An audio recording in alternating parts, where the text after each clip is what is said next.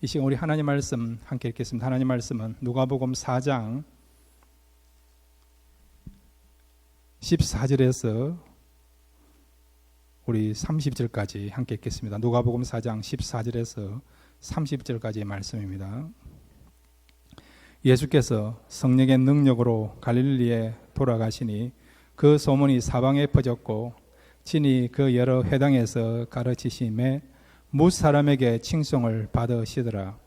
예수께서 그 자라나신 곳 나사렛에 이르사 안식일에 늘 하시던 대로 회당에 들어가사 성경을 읽으려고 서심해 선지자 이사야의 글을 들이거늘 책을 펴서 이렇게 기록된 대로 찾으시니 곧 주의 성령이 내게 임하셨으니 이는 가난한 자에게 복음을 전하게 하시려고 내게 기름을 부으시고 나를 보내사 포로된 자에게 자유를 눈먼 자에게 다시 보게 함을 전파하며 눌린 자를 자유롭게 하고 주의 은혜의 해를 전파하게 하려 하심이라 하였더라. 책을 덮어 그 맡은 자에게 주시고 앉으시니 회당에 앉은 자들이 다 주목하여 보더라. 이에 예수께서 그들에게 말씀하시되 이 글이 오늘 너희 귀에 응하였느니라 하시니 그들이 다 그를 정언하고 그 입으로 나오는 바 은혜로운 말을 놀랍게 여겨 이르되 이 사람이 요셉의 아들이 아니냐. 예수께서 그들에게 이르시되 너희가 반드시 의사야 너 자신을 고치라는 속담을 인용하여 내게 말하기를 우리가 들은 바 가버나움에서 행한 일을 내 고향 여기서도 행하라 하리라. 또 이르시되 내가 진실로 이르노니 선지자가 고향에서는 환영을 받는 자가 없느니라.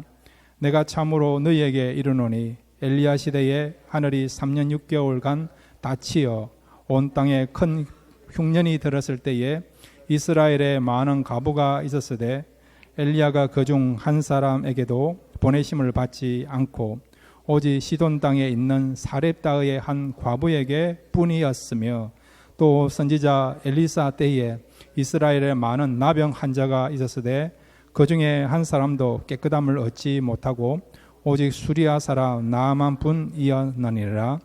회당에 있는 자들이 이것을 듣고 다 크게 화가 나서 일어나 동네 밖으로 쫓아내어 그 동네가 건설된 산 낭떠러지까지 끌고 가서 밀쳐 떨어뜨리고자 하되 예수께서 그들 가운데로 지나서 가시니라. 아멘. 이 시간 우리 같이 말씀을 사모하시면서 주여 한번 부르고 함께 기도하시겠습니다. 주여. 아버지 하나님 감사합니다. 이 시간 저희들 말씀 듣기 원합니다. 저희들 사모하는 마음으로 생각해 주님 임재하여 주옵소서. 주님 말씀하여 주옵소서. 주님 저희들 말씀 듣기를 원합니다. 말씀의 터지가 있기에 말씀을 해서 저희들 감사하며 기뻐하며 찬양하시고 은혜 베풀어 주옵소서. 이 말씀이 우리를 살리고 우리를 힘을 터치하고 주님을 마음으로 주님을 경외하는 복된 시간 되시도록 성령으로 충만케 하시고 성령으로 함께 해주셔서 복된 시간 마음의 시간 되고 이 시간을 충만하여 주옵소서. 한 사람을 찾아와 주시고 새롭게 하여 주시고 주님 우리가 함께 주옵소서. 말씀 안에서 저희를 자유하게 기뻐하며 감사하며 원하오니 주의 임재가 나타나시고 귀한 시간 될 수 있도록 이 시간을 축복해 주시고 역사하시고 은혜 베풀어 주옵소서. 주님께서 큰 은혜 베풀어 주리라 믿습니다.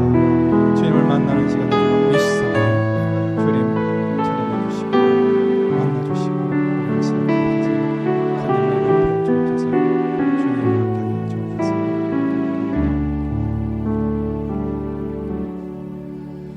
하나님, 이 시간 저희들 어린아이가 젖을 사모하는 것처럼 하나님의 말씀을 저희들 사모하며 듣기를 원합니다. 말씀이 들려지게 하옵소서.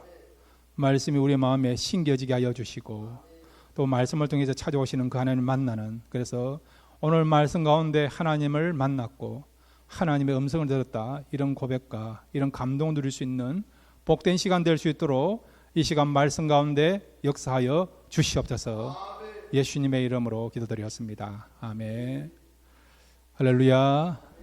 말씀은 힘이 있습니다. 이 말씀을 통해서 우리를 새롭게 하고 회복하는 복된 시간 될 줄로 믿습니다.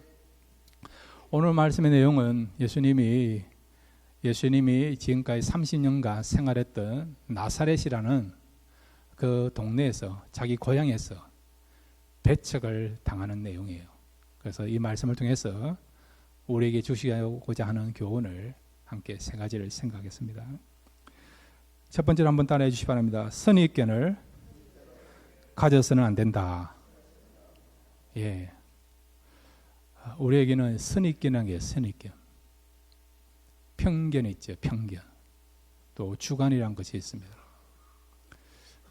주관이라는 것은 필요한데, 또 개성도 필요한데, 근데 선입견을 가지고 있으면요, 진짜 봐야 될 것을 못 보고 진짜 들어야 될 것을 듣지 못하는 반쪽짜리 인생을 살아가는, 폄훼하는 그런 인생을 살 수 있다는 거예요. 유대인들이 왜 예수를 대부분 안 믿느냐? 왜 그렇죠? 유대인들은 메시아에 대해서 외모에 치중했습니다. 외모에. 백그라운드에 치중했다는 거죠. 예수님은 왕의 아들도 아니고 장군의 아들도 아니고 귀족의 가문에서 태어난 사람이 아니고 가난한 목수의 아들로 이 땅에 오셨지 않습니까? 그러니까 어떻게 저런 집안에서 우리를 위한 메시아가 될 수 있느냐, 메시아가 태어날 수 있느냐, 그렇게 생각해 보니까요, 예수님은 우리를 위한 메시아가 아니다라고 생각한 것이죠. 또한 유대인들은요, 영적인 메시아보다 정치적인 메시아를 원했습니다. 예수님 당시 이스라엘 사람들의 그런 생활 상황을 보면 로마의 식민지 생활을 했고, 헤롯으로부터 많은 어떤 착취를 당하는 그런 삶을 살았고, 대제사장이나 바리새인 서기관들에 의해서 종교적으로도 억압당하는, 진짜 말씀을 듣지 못하는, 영적으로 굶주려 있는 그런 상황에 처해 있었죠. 그래서 그들이 바라는 것은 이런 영적인 문제보다도 경제적인 문제, 민생의 문제, 또 나라를 회복해 주기를 바라는 정치적인 문제를 해결해 주기를 바라는 그런 메시아를 원했던 것이죠. 그런데 예수님이 오시가 하시는 말씀인 나의 나라는 이 나라가 아니고 하나님 나라다. 내가 온 것은 너희들을 영원한 나라로 인도하게 하여 왔다. 구원을 주고자 왔다. 그런 말씀하시는 거예요. 민생 문제, 경제적인 문제, 정치적인 문제를 해결하지 않고요, 그런 것을 언급하지 않고 영적인 문제, 죄의 문제, 이런 것들을 언급하고 그것을 위하여 왔다고 하니까 유대인들의 입장에서는 우리는 그런 메시아를 원하지 않는데 네가 그런 이야기를 한다 그런다면 너는 우리가 바라는 메시아가 아니다. 그래서 예수님을 배척한 것이죠. 지금도 대부분의 유대인들은요, 예수님을 뭐라고 생각하느냐, 2000년 전에 유대 땅에 태어났지만은 그러나 그 예수 그리스도는 우리를 위한, 유대인들을 위한 메시아가 아니고 이방인들을 위한 메시아다, 그렇게 주장하는 거예요. 그래서 지금도 대부분 많은 유대인들, 이스라엘 사람들이 예수님을 믿지 않는 것이죠. 이거 다 여러분 편견이에요. 편견. 의학적으로 말하면 우리가 이 증후군이라는 게 있어요. 증후군. 증후군을 살펴보니까 한 100개가 넘어요. 100개가. 대표적인 증후군이 어떤 게 있냐, 피터팬 증후군이에요. 피터팬 증후군. 어른이 되어서도 어릴 때 그런 어떤 습관을 버리지 못하는 그런 문제를 갖고 있는 사람을, 또 그런 사고를 하고 살아간 사람을 피터팬 증후군자라 이야기하지 않습니까? 엘리야 증후군이 있어요. 엘리야 증후군. 나 혼자만 남았습니다. 나 혼자만 남았습니다. 내가 아니면 세상이 돌아갈 수 없다고 생각하는 그런 생각하는 사람을 또 엘리야 증후군이라고 그렇게 이야기하죠. 다 이거 편견에 편견으로. 다 선입관에서 나오는 생각들입니다. 자, 오늘 본문에 보면 예수님이 갈릴리에서 복음을 전했어요. 구체적으로 말하면 다른 복음서와 연결해 보면 가버나움에서 복음을 전하시고 병자를 고치시고 기적을 행했습니다. 그랬더니 그런 기적을 본 사람들이 예수님을 칭찬한 거예요. 칭송하고 예수님의 말씀이 권위 있다라고 말씀을 하였습니다. 이제는 예수님이 이제 나사렛에 와서 해당에서 또 말씀을 전하게 되었죠. 원래 해당은 여러분 이스라엘 백성들이 바벨론 포로로 잡혀가가지고 성전에서 예배드릴 수 없으니까 335 모여가지고 성전을 대신해서 그들이 모이는 장소로 선택한 곳이 해당입니다. 해당. 그래서 유대인 10가정이 모이면 웬만하면 해당 하나가 있습니다. 그런데 놀라운 것은 한국 분들은요 3가정, 4가정만 모여도 교회가 세워진다는 거. 교회가 세워진다는 거. 이거 하나님의 축복이에요, 여러분. 우리 한국 교회가 세계 선교에서 얼마나 큰 공헌을 한 줄 아십니까? 유대인들이 이렇게 모여가지고 해당에서 기도하고 또 복음서, 율법서나 그 다음에 선지서 그 말씀들을 낭독하고 그 다음에 해당장이 직접 설교하거나 해당장이 선임한 사람이 이제 설교하는 그런 시간을 갖고 또 이제 자녀들의 축복하는 시간을 갖는 이것이 해당에서 모이는 그런 예배의 성격이고 예배의 순서예요, 여러분. 자, 그런데 예수님이요 해당에서 이사야의 말씀을 이제 읽으시면서 뭐라고 말씀하시느냐? 이 말씀이 그대로 성취되었다고 말씀하셨습니다. 자, 오늘 성경 여러분 누가복음 4장 21절부터 23절까지 같이 한번 읽겠습니다. 누가복음 4장 21절에서 23절입니다. 시작. 이에 예수께서 그들에게 말씀하시되 이 글이 오늘 너희 귀에 응하였느냐 하시니 그들이 다 그를 청언하고 그 입으로 나오는 바 은혜로운 말을 놀랍게 여겨 이르되 이 사람이 요셉의 아들이 아니냐. 예수께서 그들에게 이르시되 너희가 반드시 의사야 너 자신을 고치라 하는 속담을 인용하여 내게 말하기를 우리가 들은 바 가버나움에서 행한 일을 내 고향 여기서도 행하라 하리라. 아멘. 이사야의 말씀은 뭐냐? 메시아가 오면요 병자를 고치고 눌린 자를 자유케 하고 포로된 자들을 어떻게 해요? 벗어나게 하고 이런 치유와 회복의 역사가 나타난다는 거예요, 여러분. 그런데 예수님이 이 이사야가 예언한 대로 이것이 응해졌다는 거죠. 그 말은 이사야가 말한 그 메시아가 지금 왔다는 거죠. 바로 내가 이사야가 말한 하나님께서 말씀하신 하나님이 너희에게 보내기를 원하시는 메시아다. 그걸 선언한 겁니다. 그랬더니 이 나사렛 해당에서 예수님의 이 말씀을 들은 사람들의 반응이 뭐냐? 네가 만약에 이사야가 말한 대로 메시아이거든 한번 이적을 행해보라는 거예요. 마치 의사가 자신의 병을 고치거나 자신의 가족들의 병을 고쳐줌으로 의사임을 증명하는 것처럼 네가 진정한 메시아라고 한다면 가버나움 해당에서 행했던 것처럼 이곳에서도 이적을 행하라는 것입니다.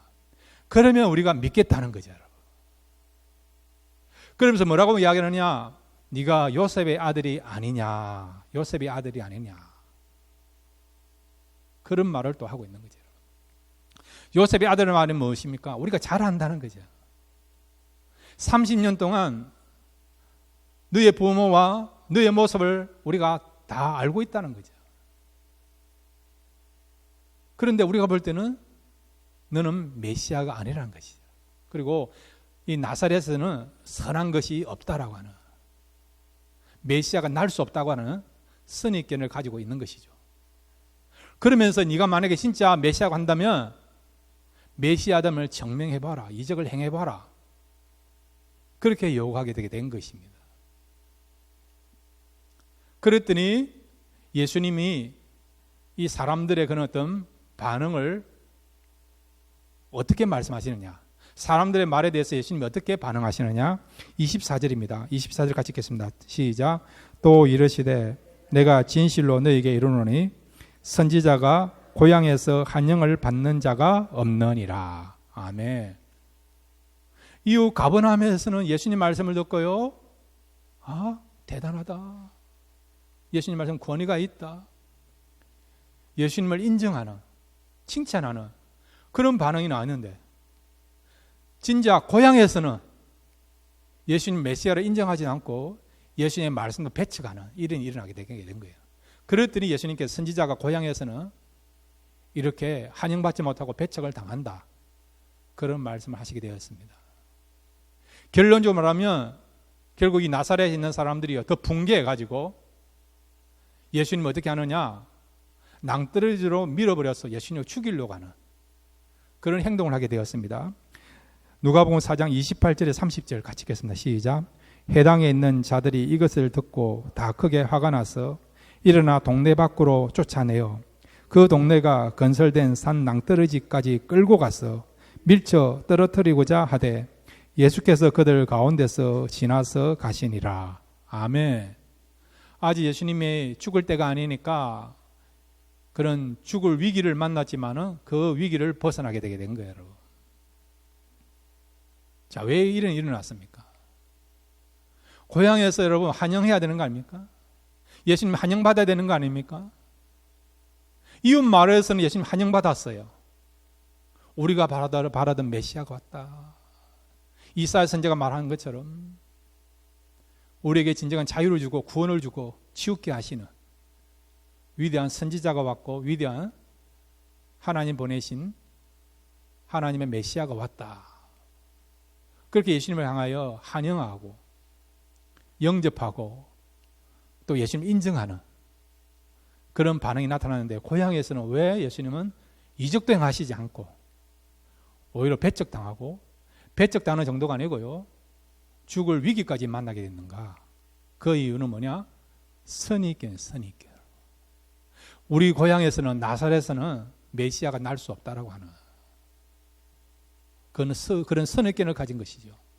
뿐만 아니라 예수님의 외모를 보니까 그 어디에도 우리가 흠모할 만한 것이 없으니까 예수님을 메시아로 인정하지 못하는 그런 일이 일어난 것을 보게 되는 것이죠.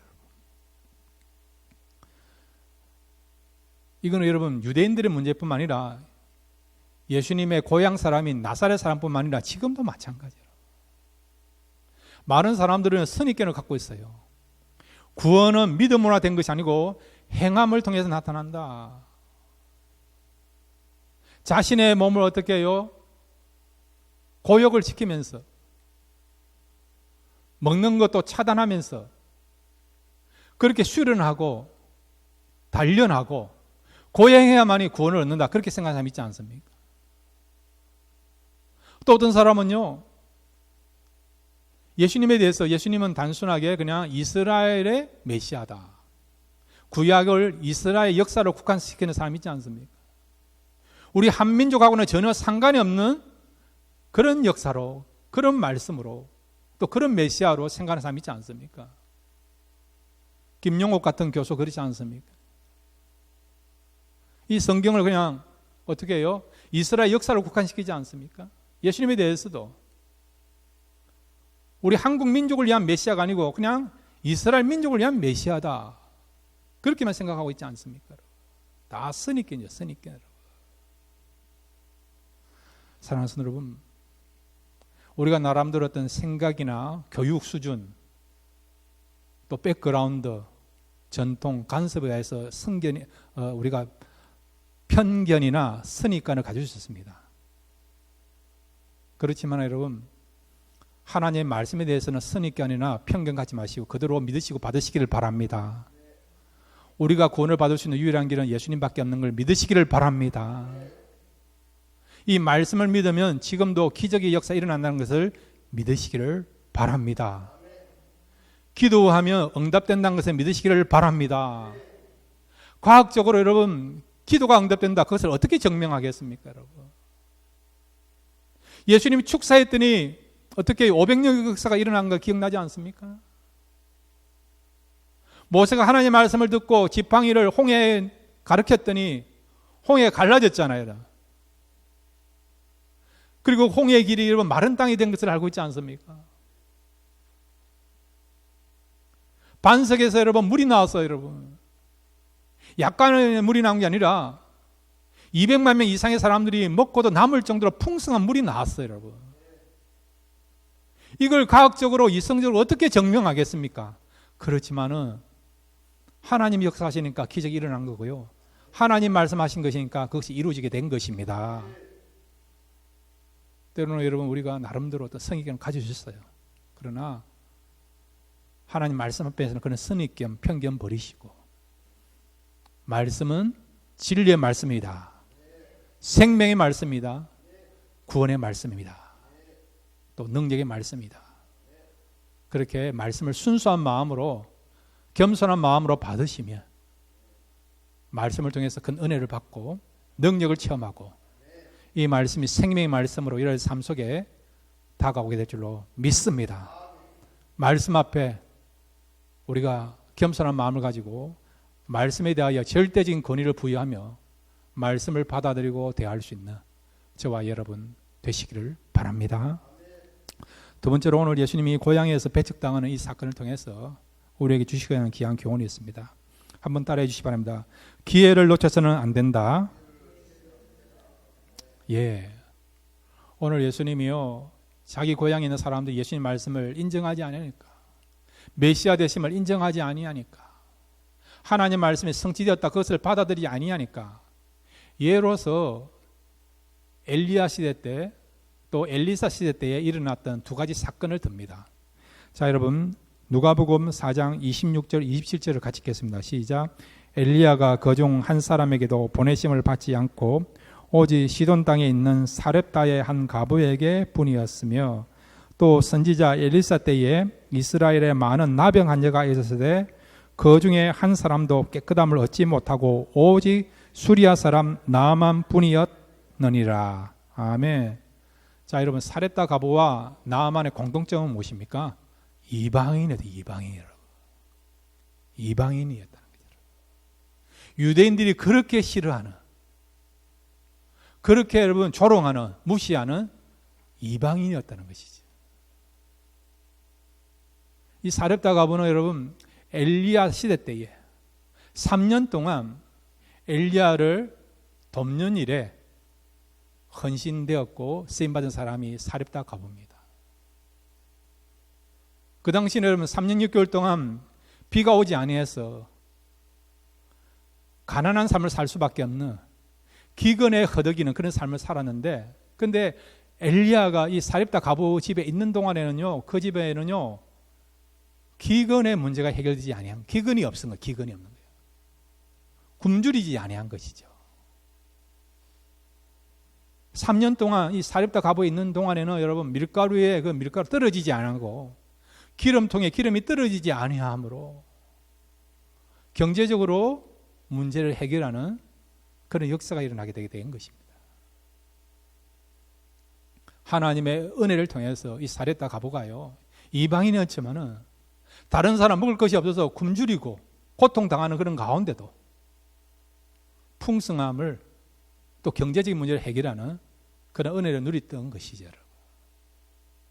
그러니까 사렙다 과부는 어려운 가운데도 고난 가운데도 어떻게 해요? 은혜를 받는, 하나님의 그런 사랑을 받는 그런 체험을 한 사람이 사렙다 과부인 것을 말씀해 주고 있습니다. 나만 장군도 마찬가지예요, 여러분. 구약에 보면 여러분 나병 환자가 얼마나 많이 있습니까? 한국에도 여러분 지금부터 60년, 70년 전만 하더라도 나병 환자가 굉장히 많았어요. 부산에 가도 용호동 같은 데 나병 환자가 있었고요. 또 전라남도 거기 소록도에 가면 또 그 나병 환자들이 직접 사는, 함께 사는 그런 곳도 있지 않습니까? 지금부터 60년, 70년만 하더라도 나병 환자가 그렇게 많았는데 지금으로부터 여러분 3,000년 전, 3,500년 전이라면 나병 환자 더 많았겠죠. 구약에서 여러분 나병에 걸리면 대부분 사람들 죽습니다. 하나님의 특별한 은혜가 없으면요, 그냥 걸리면 죽을 때까지 사회와 격리되어 가지고 고독하게 세상을 떠나는 죽음에 이르는 병이 나병 여러분. 근데 이방인이었지만은 나아만은 엘리사 선지자를 만남을 통해서 하나님의 능력을 체험하고 나병이 나은 거예요, 여러분. 치료를 경험한 것입니다.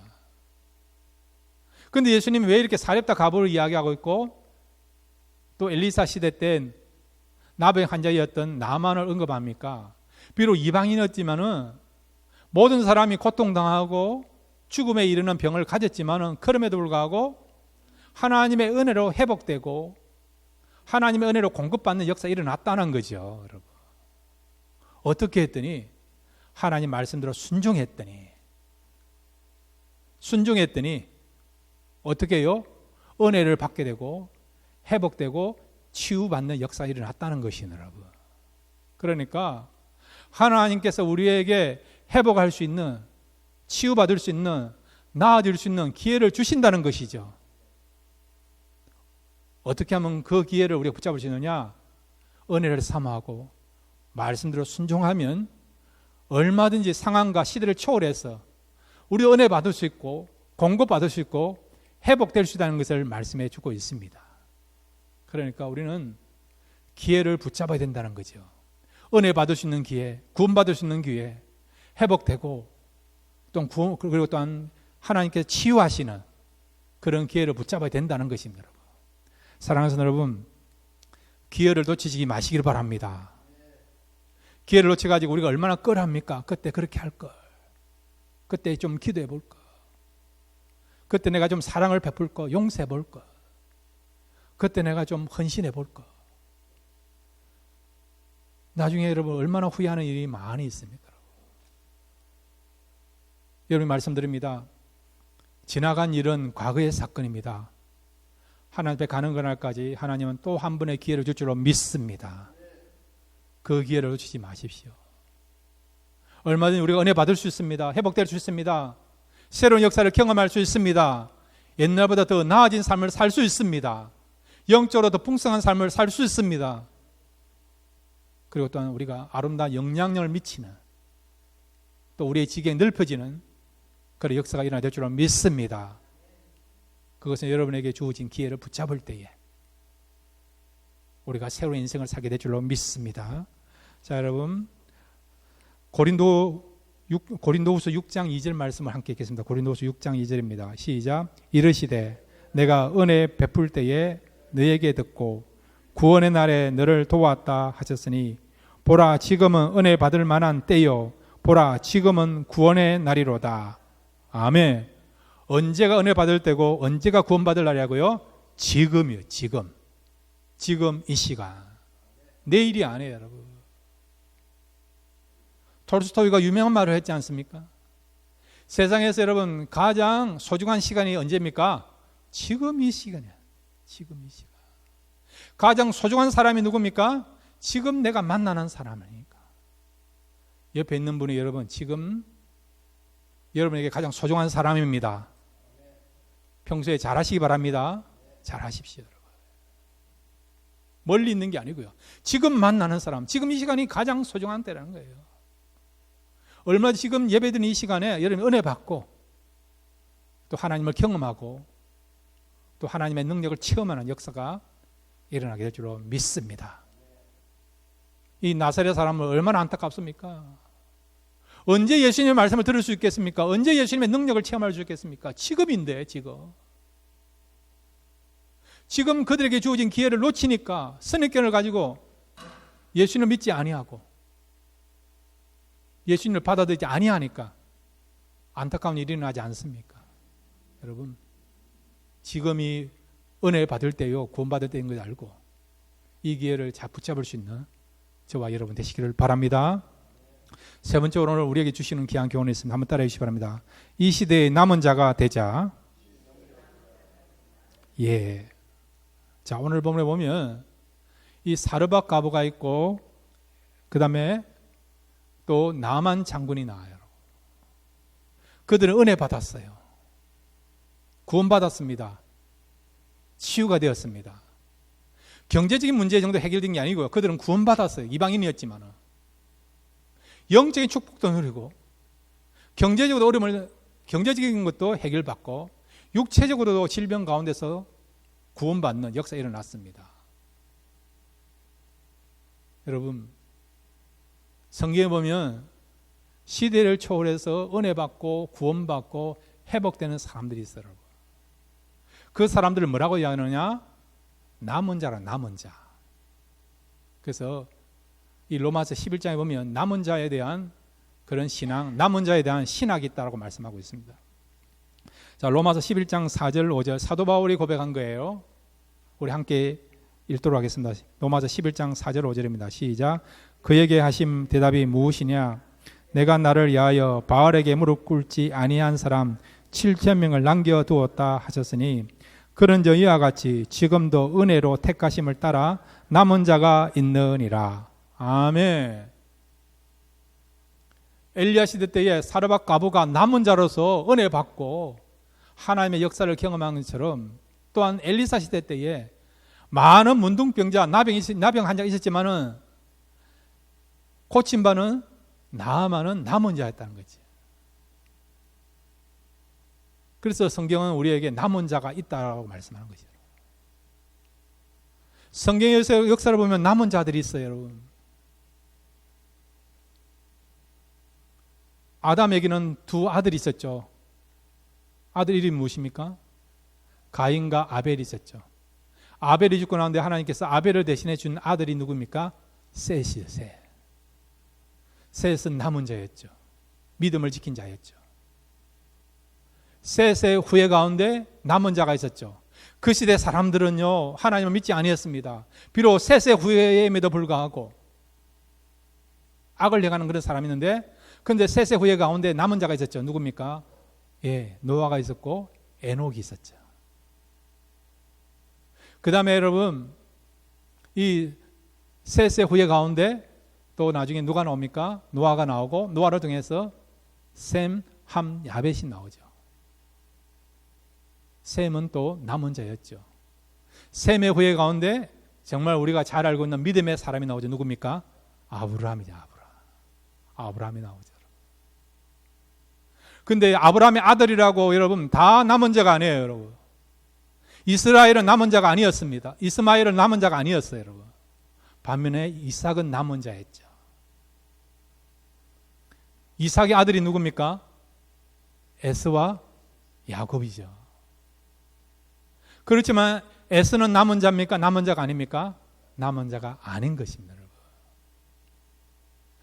같은 여러분 아브라함의 아들이었지만은 이삭이 남은 자였고 이삭의 아들 가운데서 여러분 에스는 남은 자가 아니고 반면에 야곱은 남은 자였다는 것입니다. 이스라엘 전체를 보십시오. 지금의 이스라엘 사람들을 보십시오.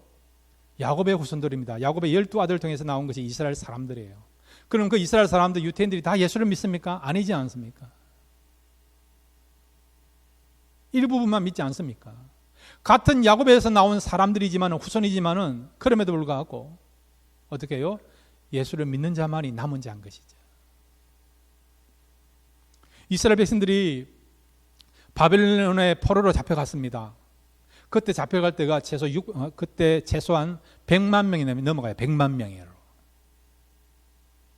바벨론 적에 흩어져서 70년간 있다가 하나님의 은혜로 고향으로 돌아오게 되었습니다. 70년 만에. 자, 여러분, 100만 명이 가가지고 70년 지나시면 최소 한 얼마나 되었습니까? 최소 200만 명, 300만 명은 인구가 증가한 거 아닙니까? 그런데 여러분, 100만 명 이상이 바벨론 제국으로 끌려갔는데, 흩어졌는데, 다시 여러분 예루살렘으로 이스라엘 땅으로 돌아오는 사람은 얼마인 줄 아십니까? 4만 9천 명밖에 안 돼요, 여러분. 100만 명 이상이 바빌론 제국으로 끌려갔다가 돌아온 사람은요 10분의 1도 안 되는 4만 9천 명에 불과하다는 거죠.